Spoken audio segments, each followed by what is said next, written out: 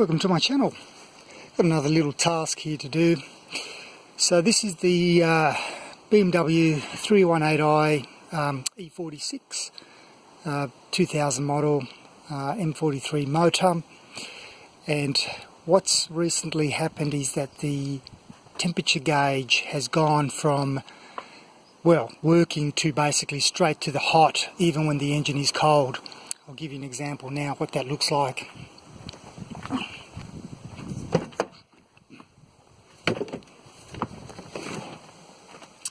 Okay, so engine has been overnight, it's cold. If I turn the ignition on, that's what happens. It just goes straight to the red. So I put the diagnostic tool on there and it's registering a fault. So there are two sensors on here, two coolant or temp sensors. There's one down the bottom here, and this one here activates the, or is, well, mainly responsible for activating these fans. And then there's another sucker which is right in there, roughly around that position here between cylinders 3 and 4, which actually is the primary, you could call it the primary temperature sender, which is the one that gives you the dash. Now that thing looks like this, and I can only suspect that something has failed in the electrical component part. So today's task is to replace that. What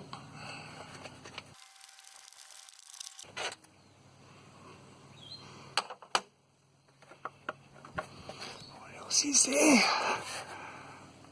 No doubt.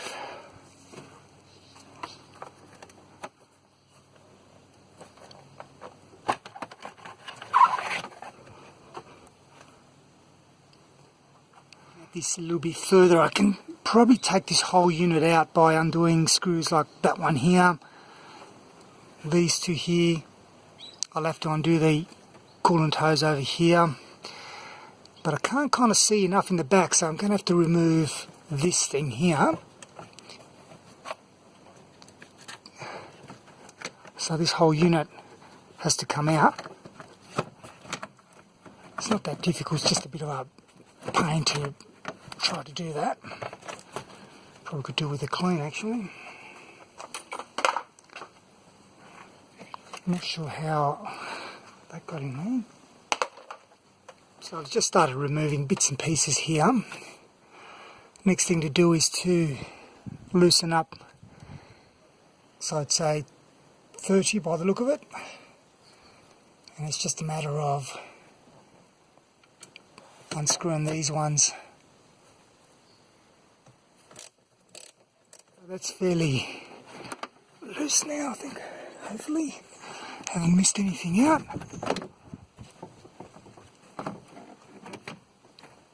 Okay, and that whole unit comes out. And now that gives us all that room in the back here to look through. Actually, this one here, for reference, doesn't need to come out. So if you're pulling this one out, that one doesn't come out. Just like the other one you can't see anyway, it doesn't come out. Still can't see it and still can't get access to it. Probably just spot it. So luckily we did take it out, because you can see here there's a bolt. So you have to take this cover off. So there's 1, 2, 3, 4, 5, and of course this area here has to be loosened up. I might actually try to take this out.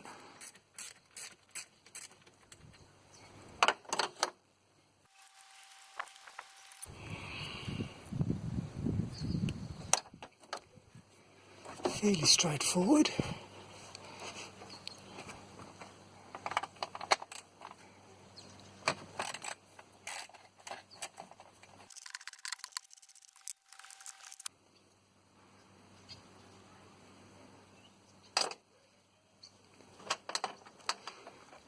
See the differences there, one is slightly longer than the other. Okay, let's try these ones.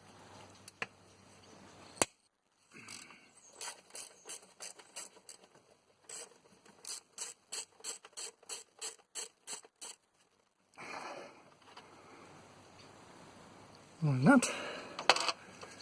And try to do the same for the other side. So this is in there. Hopefully I won't drop it.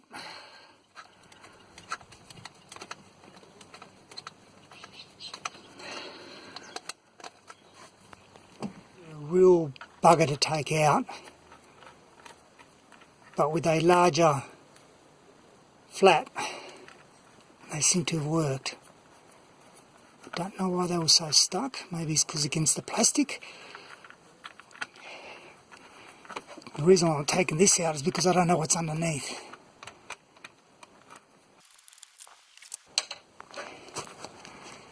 Okay, not much in there. Right, that bolt has nothing to do with it down there, which is good. It looks pretty loose. Let's undo these things.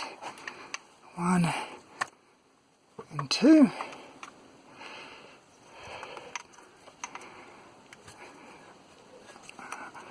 Which is going to be easier. Oh, damn it.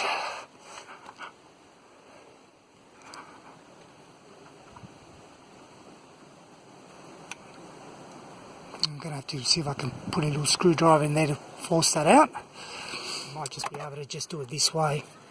We'll see.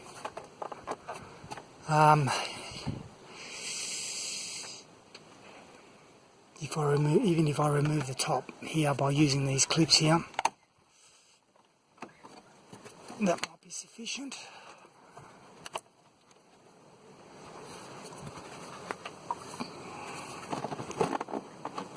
Yep, cool.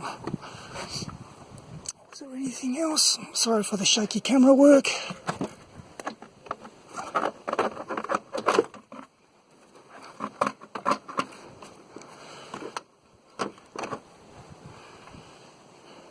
Yeah, I might have just pulled these two off, and then that way I can just remove that whole unit.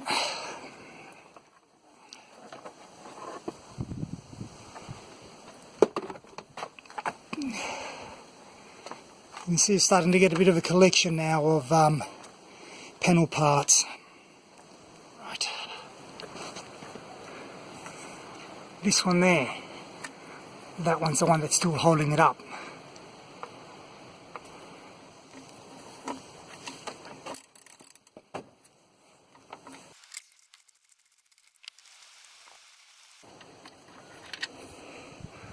Smaller one.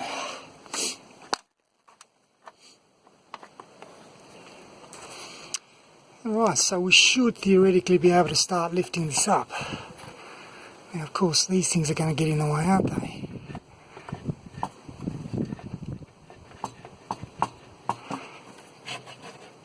Okay, what I'll do is I'll need 2 hands for that.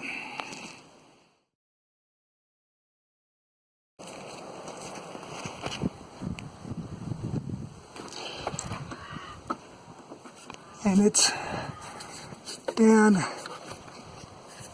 where that yellow cable is. You can follow that, that's where it is. And now I just got to figure out a way that I can either hold that up like that, or it may just be easier because the only thing that's holding this back now is just this hose. From what I can see, everything else is quite flexible. I'll be able to really lift it out of the way.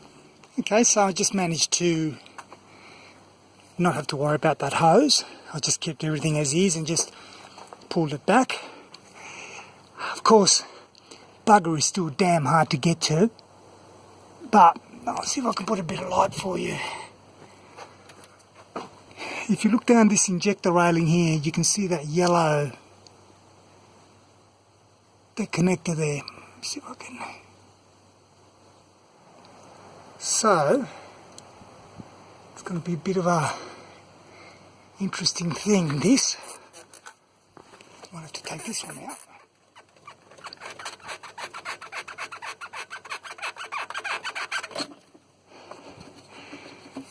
Just remember to put that sucker back in.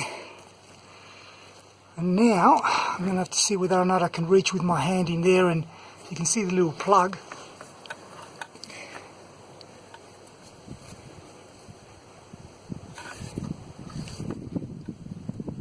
So I can reach that and take that plug out.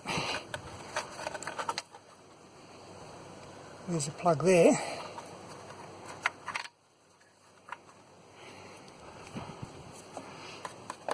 This unit here, if I take that off, I may be able to then get access down through here if I take this little boxy section off. Okay, I got this socket here with a flexible joint on there, and that actually fits quite nicely in there. So that's what I've got so far. I've actually changed this one because that allows more flexibility than the old one. And now I'll have to try to get that in through here, and of course I'll need to do it with two hands. Going in front of it seems to have given me a better angle. So we'll go with that.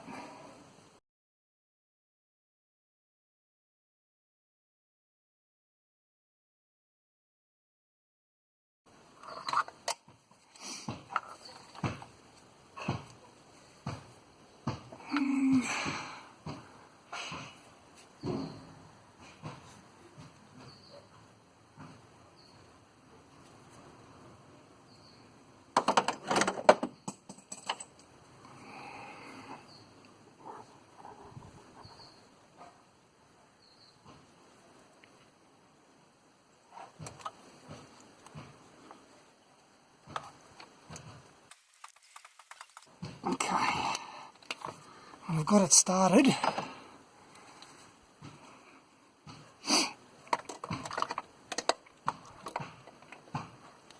Okay.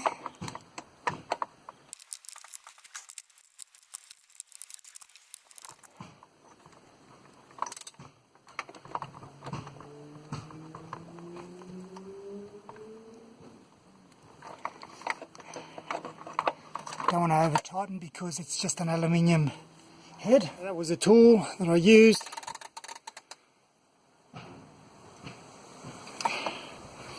And you may be able to see it a bit better now.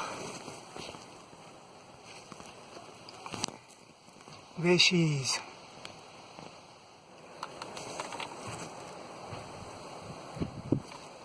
Okay, now that the connector's in, what I'll do is I'll put the ignition on.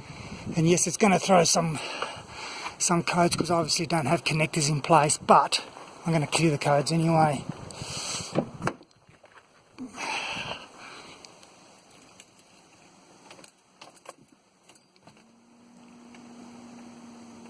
And there you go. Problem is solved. Now that I've got that sorted, now it's time to put everything back together before I forget how the damn thing all fits together. So I'll start with obviously the lowest parts and then just start assembling as I go. Pretty much in reverse order, so the video's probably long enough as it is. I'll just continue putting things back together and we'll get to the next phase. Okay, so I got things back. Always a little bit paranoid about putting things back and then realising I've forgotten something, but I was extra careful, check 50 times before putting things together, so all of it's looking pretty good. Fully back together again, although damn, it is absolutely filthy. I haven't had the time to give this thing a really good clean for a long time, and it really shows, poor thing. So I'm going to have to do that a little later on, give it a good wash.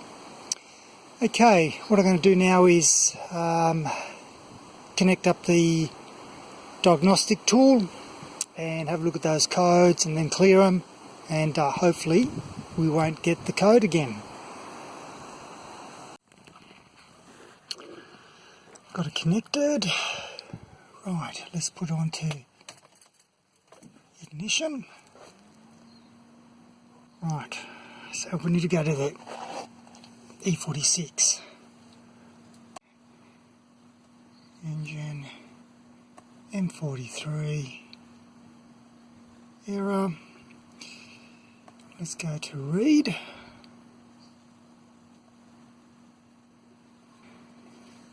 So signal, I take it that this is the temperature one. And I'm not sure what that secondary one is. I don't have the codes with me, so all I'm going to do now is I'm just going to clear them. So under here, F2, clear. Okay.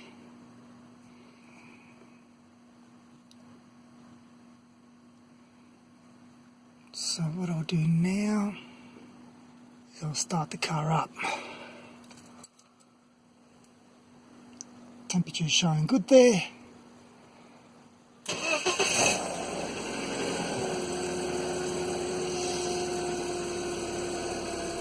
Go back to here. Error.